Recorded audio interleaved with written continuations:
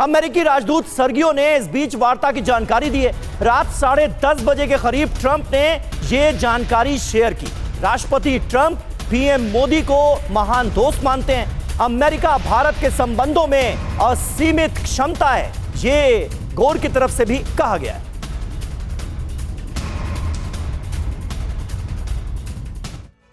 तो देखिए, फिलहाल तो भारत के लिए विन विन सिचुएशन नजर आ रही है, क्योंकि ईयू के साथ मदर ऑफ ऑल डील्स होती है। और जिस बात का जिक्र पूर्णिमा जी करने की कोशिश कर रही हैं कि ये उसकी वजह से मुमकिन हो पाया है, यानी ईयू के साथ जो बड़ी डील हुई उसने कहीं ना कहीं अमेरिका पर दबाव डाला। क्या वाकई ऐसा है? इस पर आगे बात करेंगे। भारत अमेरिका व्यापार समझौता देश के किन सेक्टर्स को फायदा पहुंचाएगा, यह जान लीजिए। Textile, pharmaceuticals, IT, hardware, jewellery, चमड़े का सामान, ऑटो पार्ट्स और हैंडीक्राफ्ट्स, ये वो तमाम सेक्टर्स हैं जिन्हें इसका सीधा फायदा पहुंचेगा।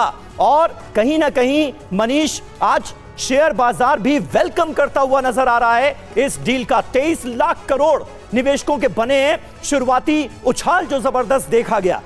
आपको क्या लगता है, इस डील की अभी बहुत सारी अहम बातें मुमकिन है आने वाले वक्त में और ज्यादा क्लियर हों, लेकिन ये जो 25% का भारी भरकम टैरिफ लगाया गया था सिर्फ इस वजह से क्योंकि भारत रूस से तेल खरीदता है, उसे हटा दिया गया है, तो उस लेवल पर क्या होगा? और 25% जो बाकी था उसे तो 18% कर ही दिया गया है। बिल्कुल समीर, देखिए मुझे तो अच्छे तरह से इसलिए भी याद है क्योंकि 13 फरवरी को पिछले साल जब व्हाइट हाउस में पहली बार राष्ट्रपति ट्रंप और प्रधानमंत्री मोदी ने ट्रेड डील शुरू करने की बात कही थी, तो मैं खुद वहां मौजूद था। और उस समय से तो यही लग रहा था कि बस अब किसी भी दिन ये ट्रेड डील हो जाएगा, लेकिन देखिए कि पूरे 1 साल लगभग लग गए। 1 साल के बाद हम इस स्थिति पर पहुंचे हैं जहां पर हमने इसका अनाउंसमेंट तो कर दिया है।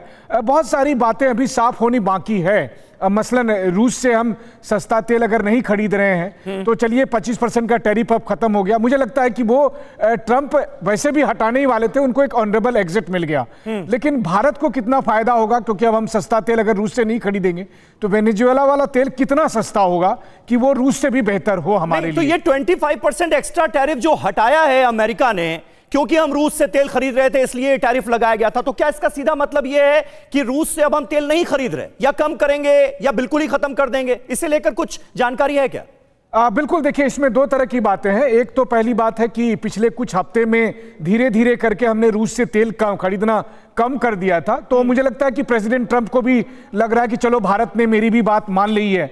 और वहीं दूसरी तरफ उन्होंने 25% का टैरिफ उसी वजह से हटाने की बात कर दी है। अब यह है कि मान लीजिए 10 दिन के बाद मुझे लगता है, भारत को लगता है कि हमको तेल रूस से खरीद लेना चाहिए, तो क्या फिर ट्रंप दोबारा से 25% का टैरिफ लेकर आएंगे? तो बहुत सारी ऐसी बातें हैं। क्योंकि दूसरी बात यह भी है कि देखिए ट्रंप आज खुश हैं, लेकिन कल ट्रंप किसी बात से नाराज हो जाएंगे, उनका मूड स्विंग हो जाएगा। तो फिर क्या उसकी कीमत भारत चुकाएगा? लेकिन इन सब के बाद भी इस बात को वेलकम करिए कि कम से कम ट्रंप को समझ में आया।